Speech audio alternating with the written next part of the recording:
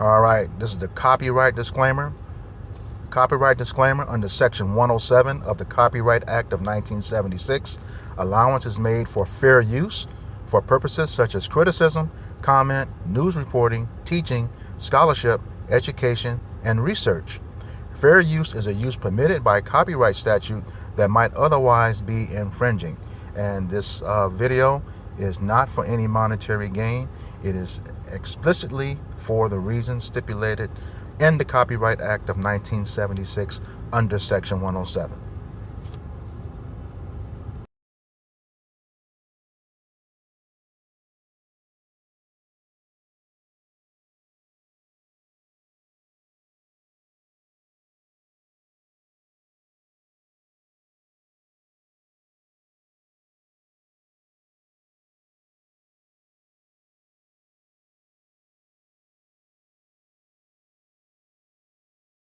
Did you know? The same people who scream never forget about their Holocaust were behind the black Holocaust they don't want you to know about. When most people think slavery, they picture white southern masters, but the archives don't lie. Ashkenazi Jews financed, shipped, insured, and owned enslaved Africans. Their names are in bills of sale. Their ships carried our people across the ocean. Their banks collected blood money off our suffering. Families like the Rothschilds built dynasties, while our ancestors were whipped, chained, and sold like cattle. They didn't just suffer in Europe. They created suffering here and got rich from it. And here's the hypocrisy. The world is told to never forget their Holocaust, while ours, the Black Holocaust, is buried, erased, and mocked if we speak on it. If their wealth came from our chains, why is their pain remembered, but ours erased? Judah Benjamin was the largest Jewish slave owner in the South and a key member of Confederate President Jefferson Davis' government. This is a person who had some very impressive qualities, but did sickening, horrible things. Am I the only one that didn't know the Confederacy had a Jewish mastermind? Meet Judah Benjamin, the largest Jewish slave owner in the South and a key member of Confederate leadership. Benjamin was born in 1811 and quickly rose to prominence. A brilliant lawyer, he became a close advisor to Jefferson Davis and held multiple cabinet positions, including Secretary of War and Secretary of State. But Benjamin's legacy is controversial. Despite his Jewish heritage and immigrant background, he was a staunch supporter of slavery. He owned a large plantation in Louisiana and numerous slaves. His role was crucial in the Confederacy's fight to maintain slavery. Yet, after the Civil War, he vanished into obscurity. Fleeing to England, he reinvented himself as a respected barrister. A man of many faces whose story challenges our understanding of history. If this blew your mind, please like, share, and subscribe for more hidden history.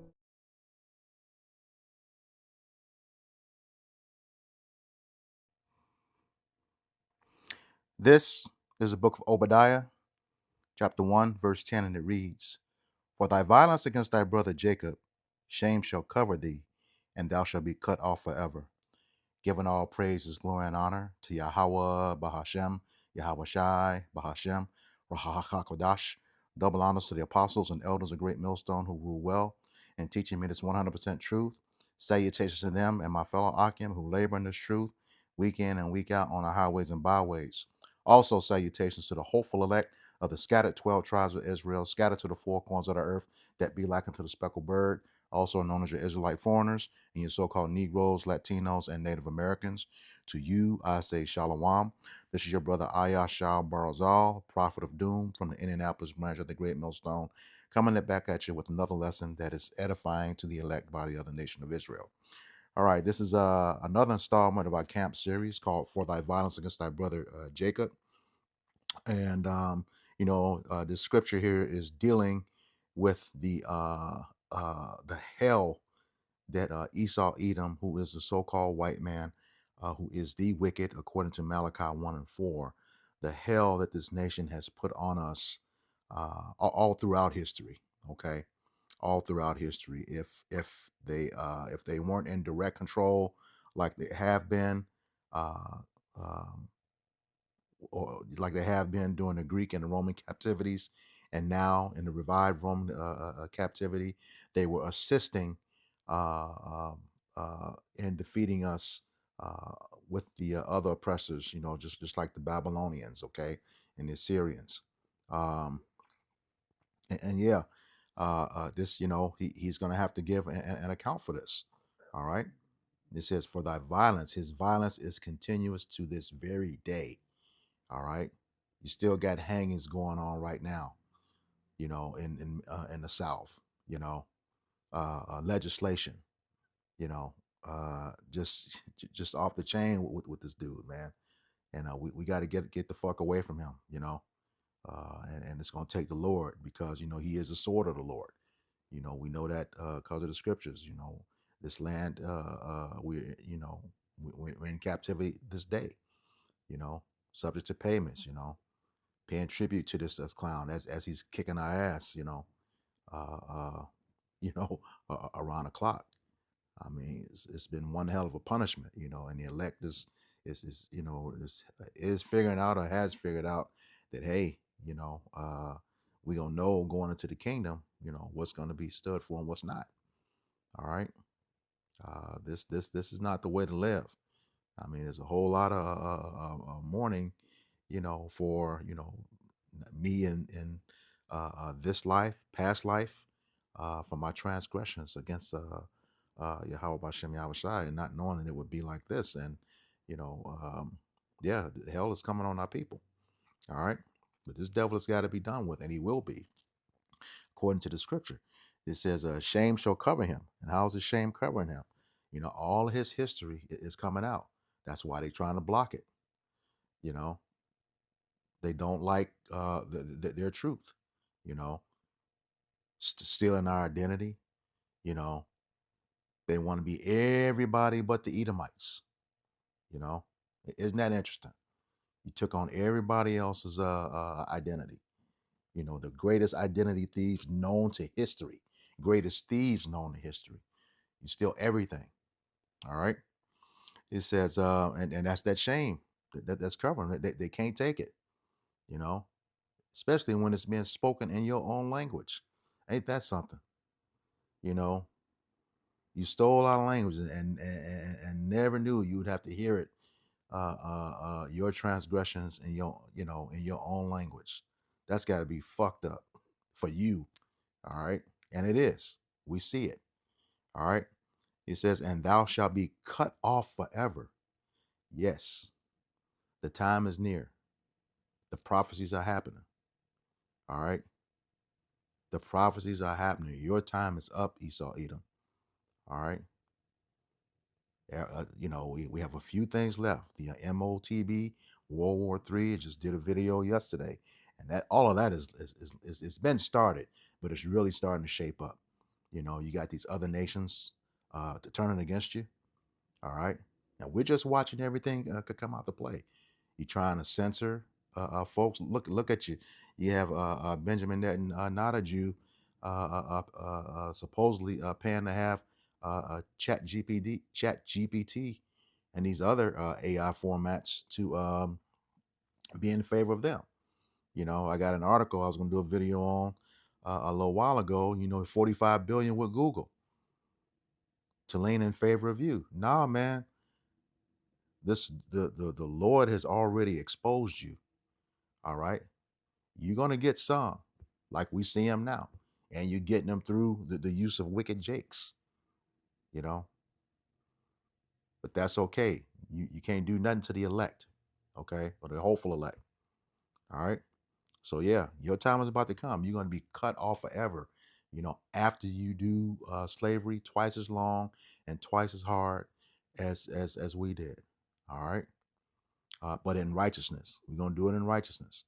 We won't be doing that wicked stuff like buck breaking and all of that. One of the the man, yeah, dude, yeah, you got a lot to pay for, and like the scriptures say, there's not going to be any mercy on you. All right. So, getting on with this article, this is from one of our sites, EJI. I'm going to be dealing with today. EJI stands for Equality Justice Initiative. All right. And it says, on this day, December 24th, 1865, Confederate veterans established the Ku Klux Klan. All right. One of the major groups that have, still doing that stuff from the beginning, like the hangings, burnings of crosses and stuff like that.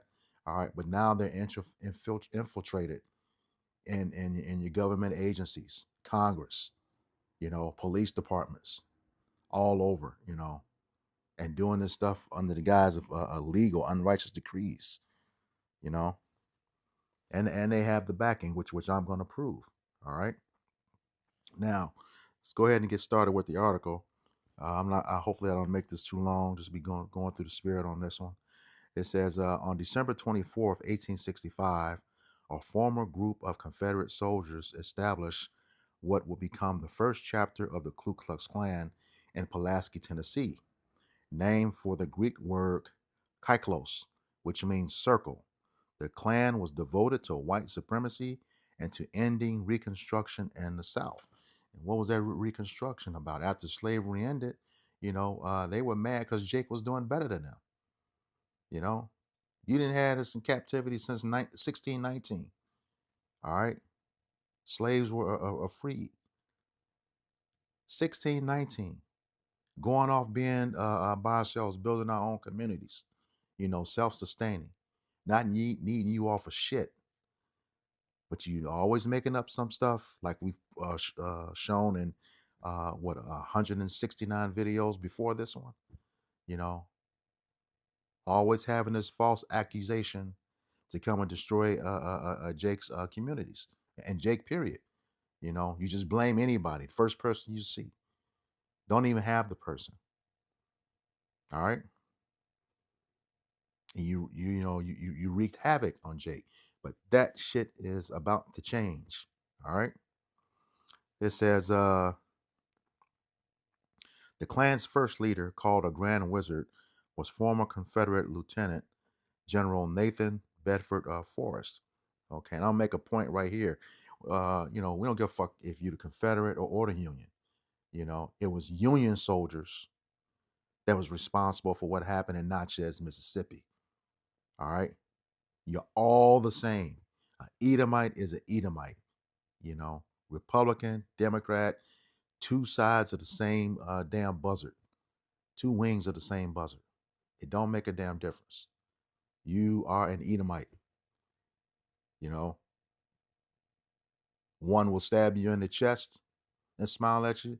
The other one will stab you in the back and smile at you. Still stabbing. You know, don't make a difference. Like the scriptures say, Sirach, Ecclesiastes 12 and 10, never trust your enemy. And that's exactly what you are. All right. The so-called white man, descendants of Edom. All right. It says during Reconstruction, the Klan's political activity was closely tied to the goals of Southern politicians still loyal to the cause of white supremacy.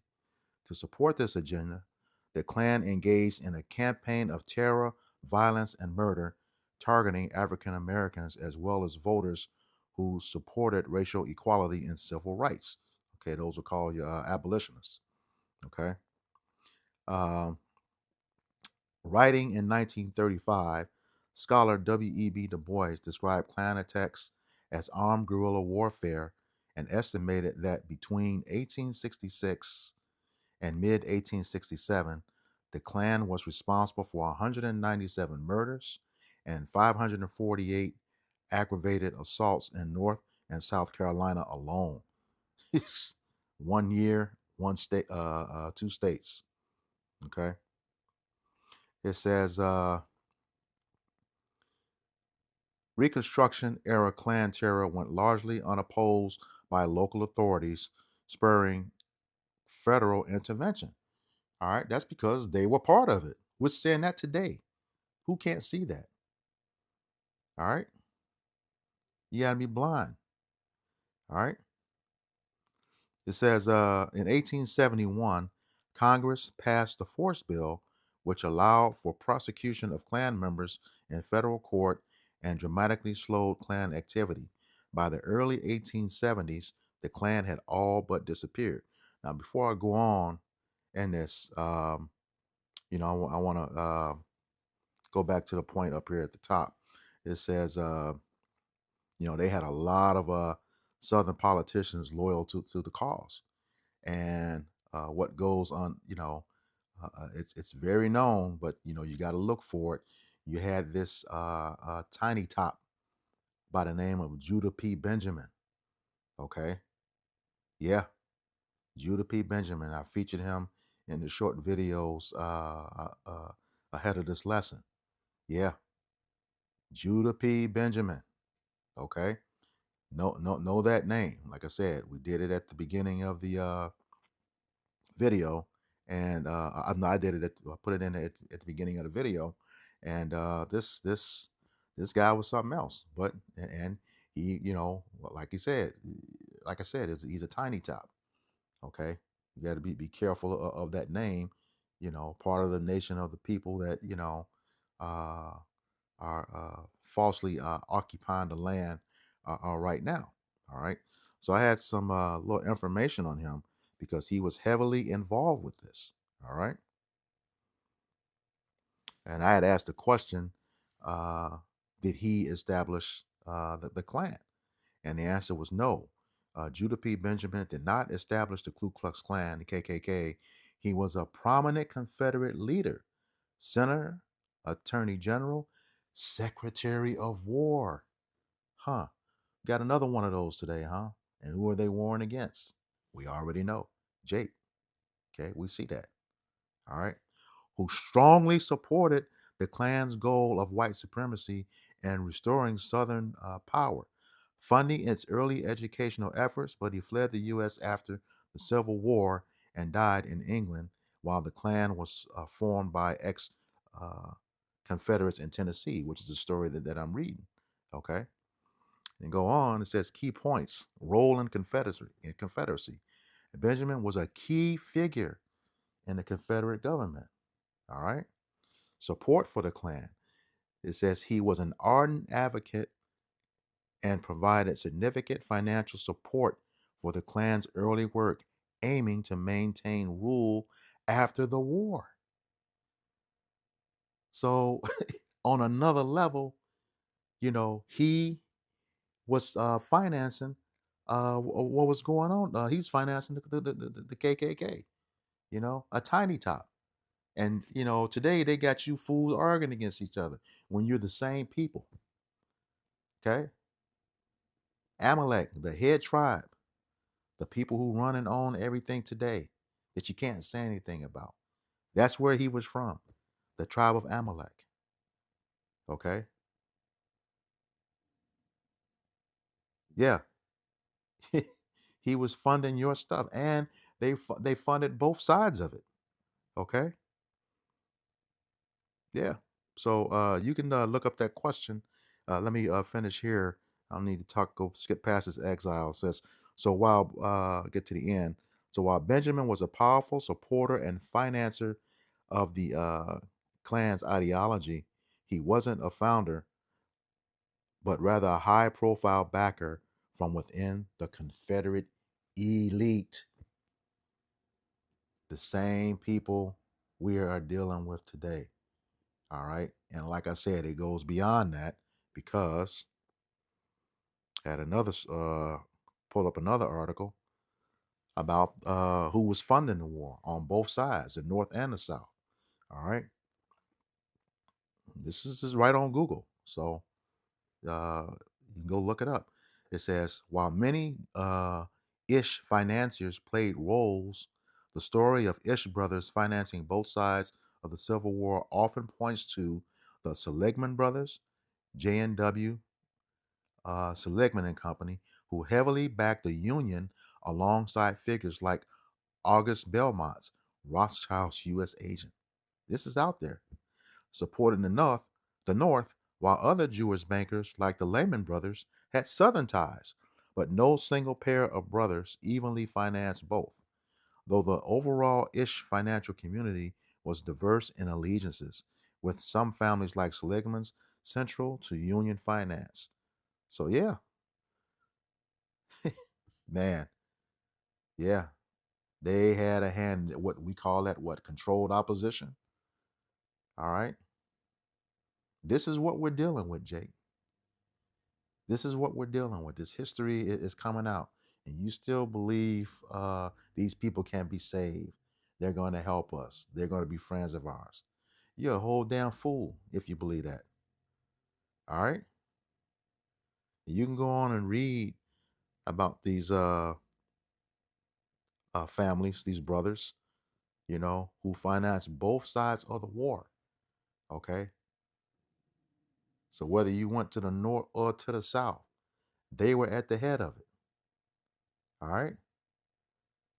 They were at the head of it, which goes to prove exactly what Yahweh Bashem Yahweh Shai said in Exodus 17. I'm going to get that. Um, this is the book of Exodus, chapter 17. I'm going to start at verse 11. All right. And it reads, "And it came to pass when Moses held up his hand that Israel prevailed. And when he let down his hand, Amalek prevailed." Okay. This is Amalek attacking Israel on away from Egypt. Okay. The first ones to attack us. The same people that are attacking us today. It's not hard to see. Okay. If you listen, realize who these people are, exactly who they are. All right. This is verse 12. But Moses' hands were heavy, and they took a stone and put it under him, and he sat thereon. And Aaron and Hur stayed up his hands, the one side on the other, and the other on the other side. And his hands were steady until the going down of the sun. And Joshua discomfited Amalek and his people with the edge of the sword, took him out. Okay. Joshua took him out. Verse 14. And Yahweh Bashem Yahushai said unto Moses, "Write this for a memorial in a book, and rehearse it in the ears of Joshua. For I will utterly put out the remembrance of Amalek from under heaven." All right. The Lord says that in Numbers 24 and 20. All right. And also in Deuteronomy chapter 25, verse 17 through 19. All right. It says, "And Moses built an altar and called the name of it Jehovah Nisi, or Yahweh Nasah in the Paleo Hebrew, okay, which means a banner or a sign. Okay. He says, "For he said, because the Lord have sworn that the Lord have sworn that the Lord will have war with Amalek from generation to generation." Okay. From generation to generation. So if you think about it, this was a prophecy too, because when you read this, then it's clear to understand why Saul did what he did when the Lord told him to take out everything about Amalek, and he didn't. Okay, this is a prophecy right here. All right, I think you get that in 1 Samuel 15 or 2 Samuel. I know it's in 15, one of the 15s. All right, 1 Samuel 15, where they told. Yeah, let me get that. 1 Samuel 15, and I'll come back to that. Slakia. 1 Samuel 15 and 3. God. He said, "Now go and smite Amalek and utterly destroy all that they have, and spare them not, but slay both man and woman, infant and suckling, ox and sheep, camel and ass." He told him to destroy all of it. And Saul didn't do it. Well, go back to that Exodus 17. Read it again. "For he said, because Yahweh Bashem Yahushai have sworn that Yahweh Bashem Yahushai will have war with Amalek from generation to generation." And that's where we are today. All right. At every level. At every level. It's not just the KKK. It's your law enforcement.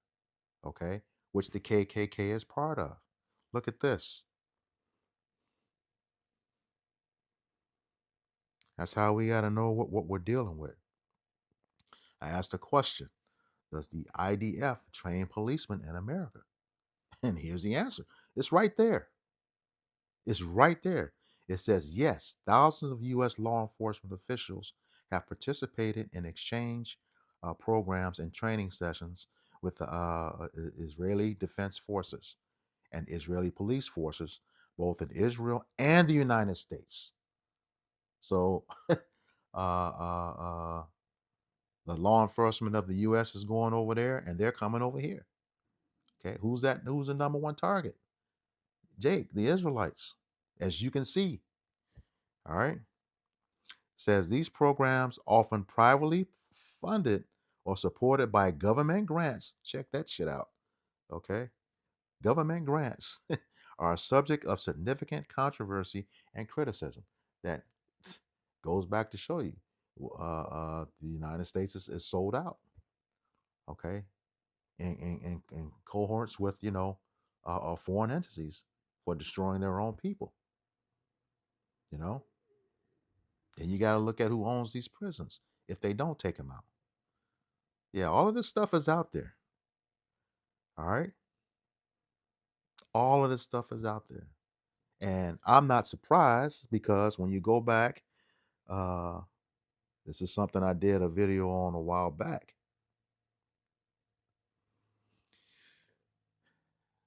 Down on the bottom picture, you have on the left, bottom left side, that's the badge for Runaway Slave Patrol, which eventually became your modern day police department. But it's not coincidence that those badges have the same shape as that Star of David. And for the record, there is no Star of David. That is the Star of Renfam. Okay. Acts 7 and 43. David does not have a star. He had a shield, which is the Lord. Yahweh Bashem Yahweh Shai. All right. So these are the things that you got to take note of. All right. And as you saw in that video, that dude was a staunch supporter, Judah P. Benjamin, a staunch supporter of slavery. All right. And right along with that, there was a video that showed not only who financed the transatlantic slave trades, who owned the ships, and who insured the slaves. That's what Yahweh Bashem Yahweh Shai was talking about in Exodus 17, war with Amalek from generation to generation. This is our fucking enemy. Point blank, period. Ain't no standing with them. You clowns can go ahead and stand if you want to. This is our enemy. All the way from the beginning. All right. And you got these. Let me get back to the article. Uh,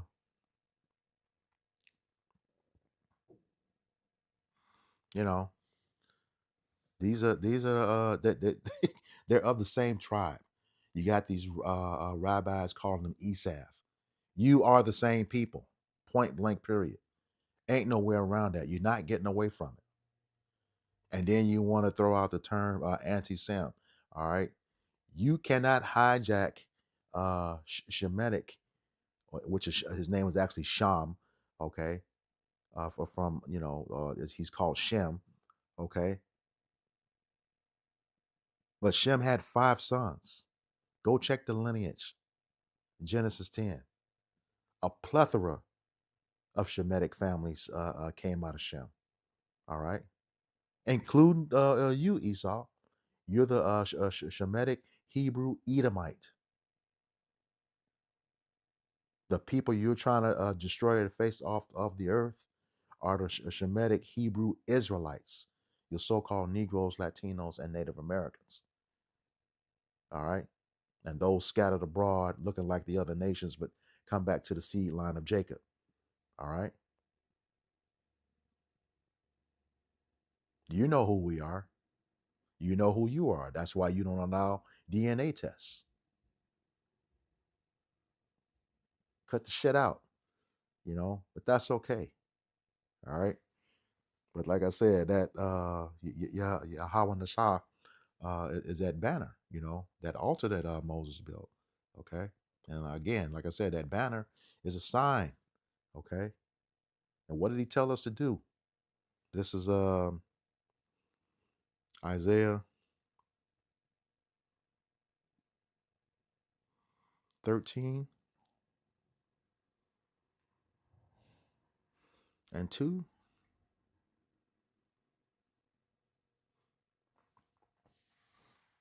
Says, lift ye up a banner upon the high mountain and exalt the voice unto him. Shake the hand that they may go into the gates of the noble. Lift ye up a banner. What's that banner? This truth, the scriptures. You know, as Moses' hands were being upheld, we know Moses is representative of the law. The enemy could not prevail. Amalek could not prevail. He lost, which is what's happening right now in this scripture. Okay. Lift ye up the banner upon the high mountain. That's you elites who know. There's record of that too. One of the Rothschilds, part of the Miriam Knox interview, says, "We hate God and we know God hates us." Yeah, that information is out there. It says, "Exalt the voice unto them, shake the hand." Okay, means to rebuke them. But when you shake something, you stirring it up, you disturbing it. You know, they nervous right now of what this truth has done. That they may go into the gates of the nobles. Yeah, we have reached, you know, the upper echelon of the elites. That's why they are trying to do what they got to do. We know some of us are going to be martyrs in the end, but when it's all said and done, you got a whole lot to pay for, and it's not going to be pretty.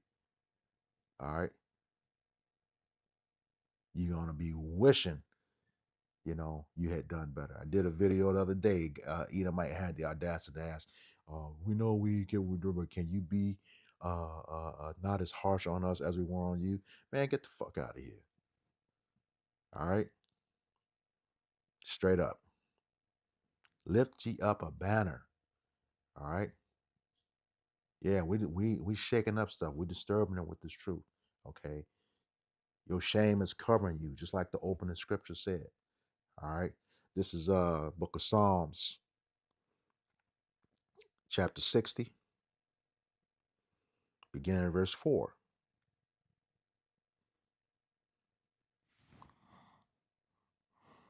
And it reads, "Thou hast given a banner to them that fear thee," his elect, his prophets, okay, "that it may be displayed because of the truth."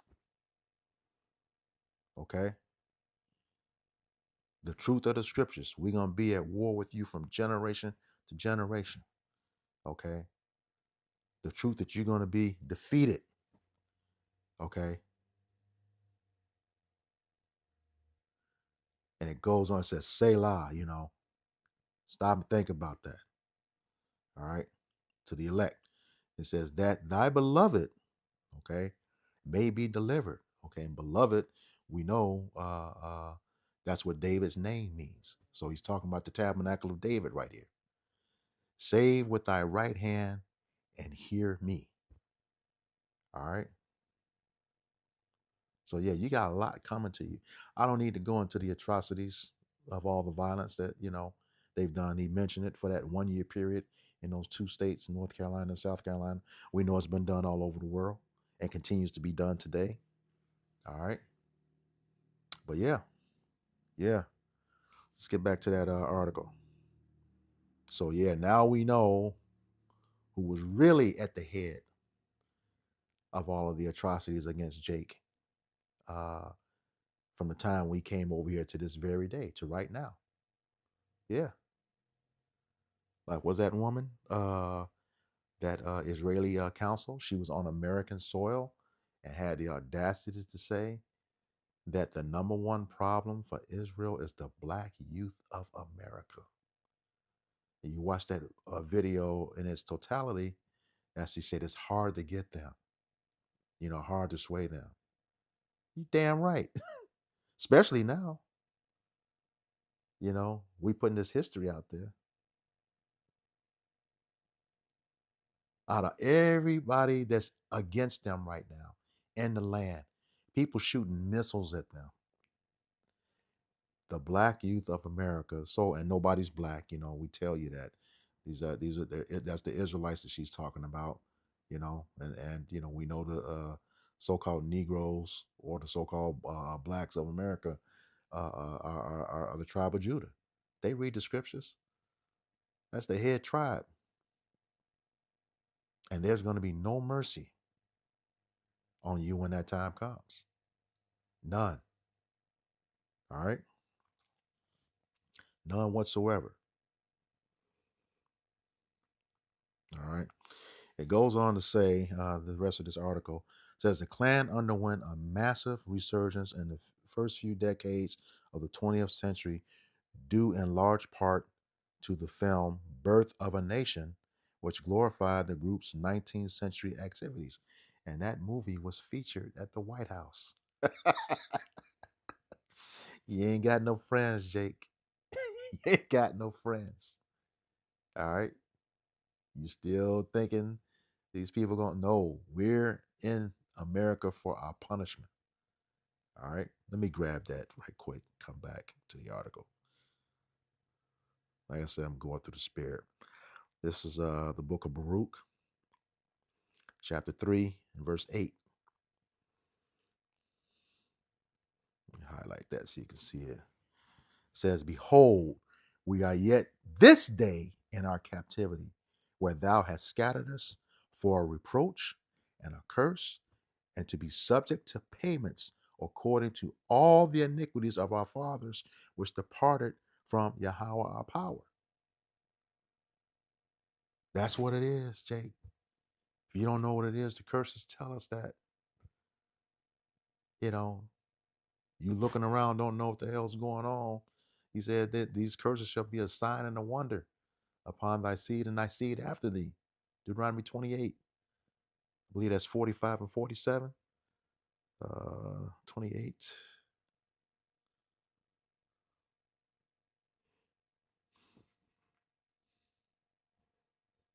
Con. It says, moreover, all these curses shall come upon thee and shall pursue thee wherever you go. Israelite, you under the curse. All right. And overtake thee till thou be destroyed, because thou hast not, because thou hearkenest not, obeyed, or listened unto the voice of Yahweh thy power, to keep his commandments and his statutes which he commanded thee. And they shall be a sign, they shall be upon thee for a sign and for a wonder, and upon thy seed forever. That's pretty straightforward, Jake. All right. But like I said, uh, the time is near. You know, we're shaking a hand at this at these wicked elites and all of our enemies for that matter. All right. You know, we're on the call the other night in Bible study. You know, just a little while longer to go. It's time to get up out of here. All right. Time to get up out of here. This is Deuteronomy 33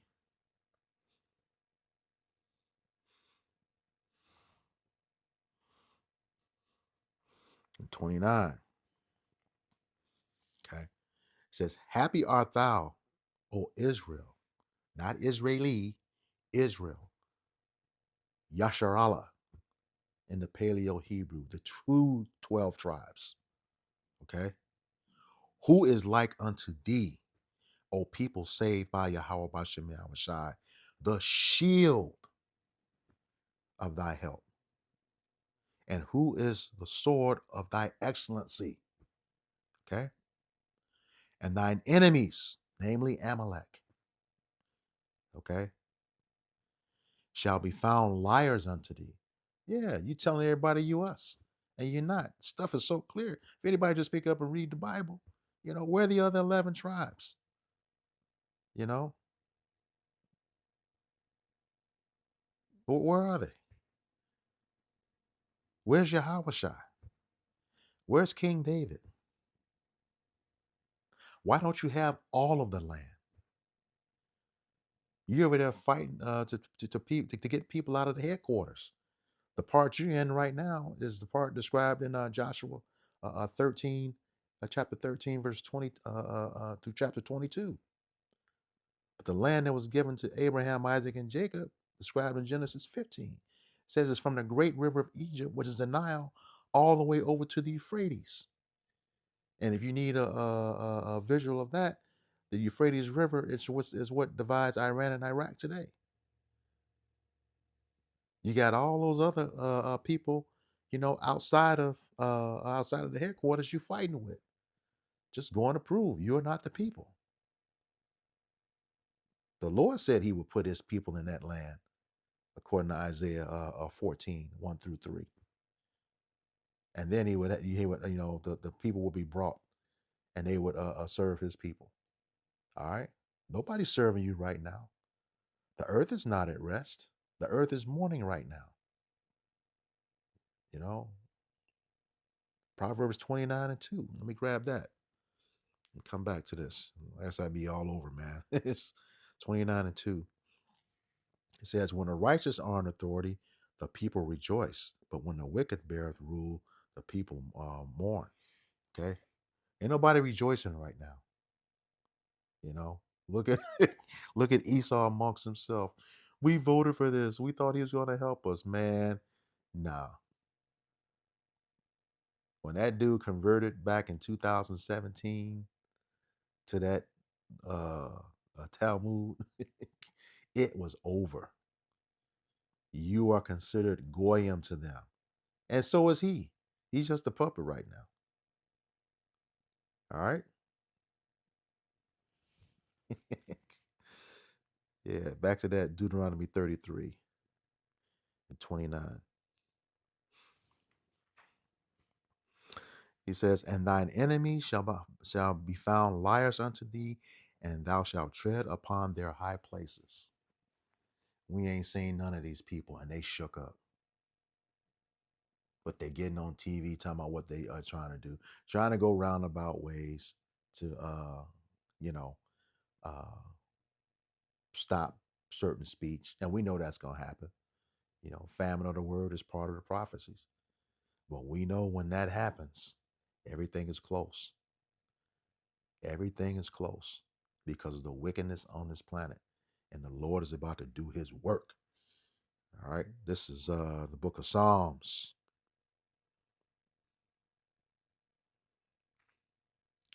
chapter 119, verse 126. One of my favorite scriptures. And it reads, "It is time for thee, Yahweh Bashem Yahushai, to work, for they have made void thy law." That's right. How do they do that? The earth is given into the hands of the wicked. All right. We know that's according to Job 9 and 24. When it comes to the Lord's law, we know He casts instruction behind Him, according to Psalms 50. All right. 6. Cast away instruction. That's got to stop. It's going to stop. It will stop. It's about to stop.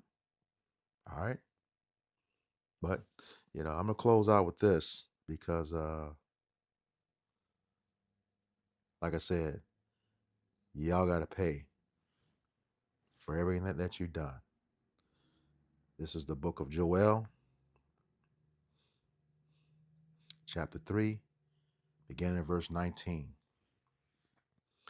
It says, Egypt shall be a desolation. Okay. And we know Egypt means the house of bondage, going into straits, a place of difficulty.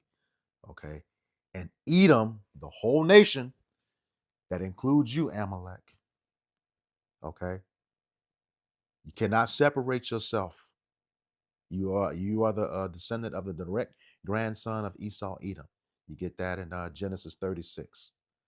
There's no escape from you, for you. Okay. You can call them Esau all you want to. They'll steal your bloodline people.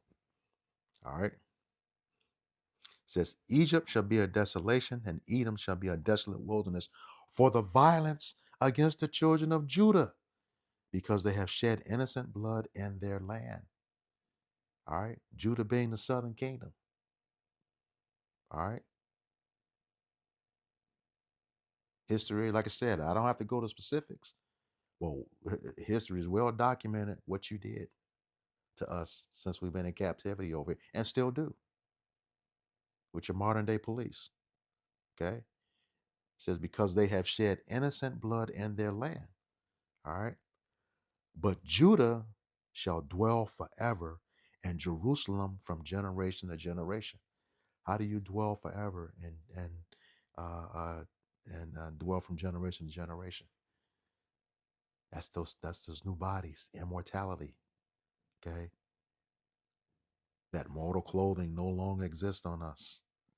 We are immortal. The law, statutes, our commandments, law, statutes, and commandments are within us now, and we're gonna have that spiritual power. We're gonna be those guys that we once were, like it said in Psalms 82:6. Yeah, returning back to that God-like status. All right, verse 20 again. But Judah, southern kingdom, shall dwell forever, and Jerusalem, northern kingdom, from generation to generation. You know, we back as one nation again, just like Ezekiel 37 says. All right. It says, for I will cleanse their blood that I have not cleansed. For Yahweh Bashem Yahushai dwelleth in Zion. And how's the Lord going to cleanse our blood? It's only one way. This is the book of Numbers, chapter 35 and verse 33.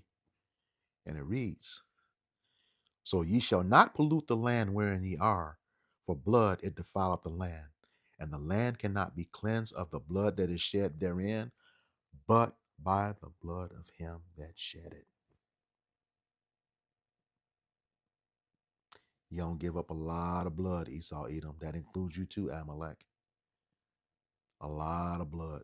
Because we can see in this story here, you had a whole lot to do with the clan too, as well as funding both sides of the war. All right. Yeah. And that's just one of a plethora of things that you've done to the apple of the Lord's eye throughout history. Yeah. It says, and the land cannot be cleansed of the blood that is shed therein, but by the blood of him that shed it.